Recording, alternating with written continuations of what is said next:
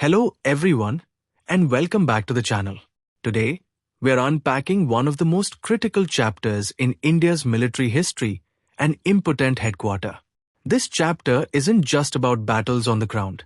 It's about political maneuvering, poor leadership choices, and warnings that went unheeded. The story revolves around General Bijji Kaul, his controversial rise, and the domino effect it had on India's preparedness against China. Let's dive in. Our story begins with General Bijji Kaul, a man whose military career was, to put it mildly, unusual. Despite having minimal combat experience and spending much of his early career in the Army Supply Corps, Kaul climbed the ranks rapidly. How did Kaul achieve this meteoric rise? The answer lies in his close political connections. Kaul was a trusted confidant of Prime Minister Jawaharlal Nehru and Defence Minister Krishna Menon. These connections shielded him from criticism even as senior officers questioned his military competence. Interestingly, China's People's Liberation Army wasn't fooled. PLA General Yang admitted that Kaul was a smart tactician, but pointedly noted his lack of real war experience and his reliance on theatrics rather than solid military strategy. But Kaul's rise wasn't just about one man. It symbolized a deeper problem: how political favoritism weakened the army's professional ethos, creating resentment and fractures within the leadership. The tension came to a head between General Thimaia, the army chief, and Krishna Menon. Thimaia pushed hard to strengthen India's defenses, especially in the mountains, but Menon was dismissive, delaying or outright rejecting crucial proposals. In 1959, Exercise Shield highlighted India's vulnerabilities, especially in Ladakh and the Northeast Frontier Agency, or NEFA. Despite clear warnings, Menon ignored recommendations to bolster the borders, leaving troops exposed. The consequences were swift. In October 1959, at the Kongka Pass in Ladakh, Chinese forces ambushed an Indian police patrol, killing 17 personnel. It was a shocking escalation. Chinese troops used automatic weapons and grenades, marking a serious shift in the conflict. In response, Nehru moved to militarize NEFA and Ladakh. These regions were officially placed under army control. But Thimaia, the army chief, wasn't even consulted. This deepened the rift between military and political leadership. The Indian public, meanwhile, was growing angry.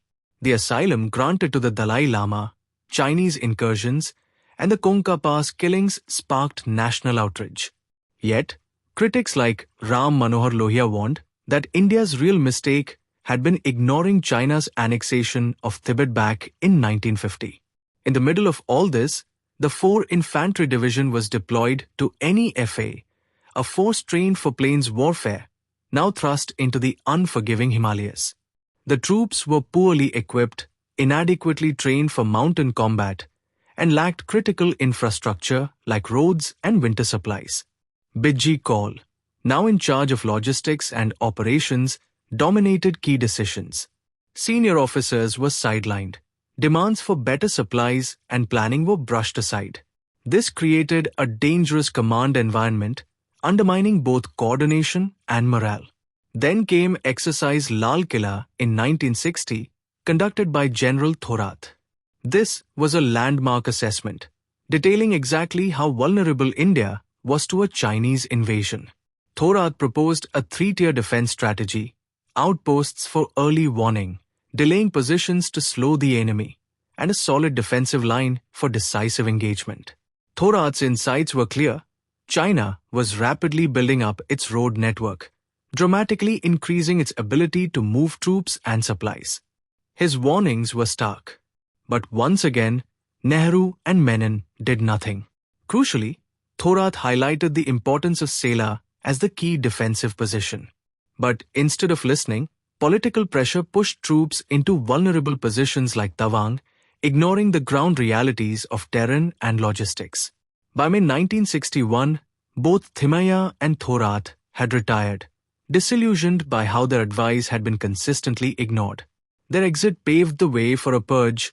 Kaul loyalists took over key positions, and the army's professional backbone was further eroded. Then came the Dhola Post fiasco in 1962.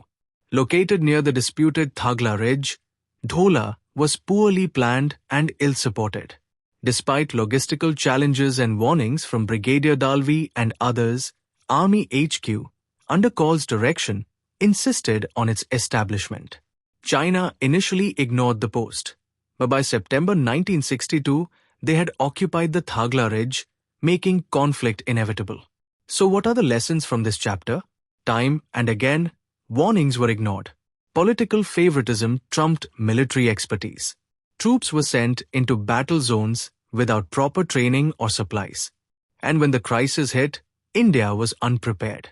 That wraps up our deep dive into Chapter 2, An Impotent Headquarter. It's a sobering reminder of what happens when politics interferes with defense planning. In our next episode, we'll cover the dramatic outbreak of the 1962 Sino-Indian War and the hard lessons that followed. If you found this video insightful, don't forget to like, subscribe, and share your thoughts in the comments below.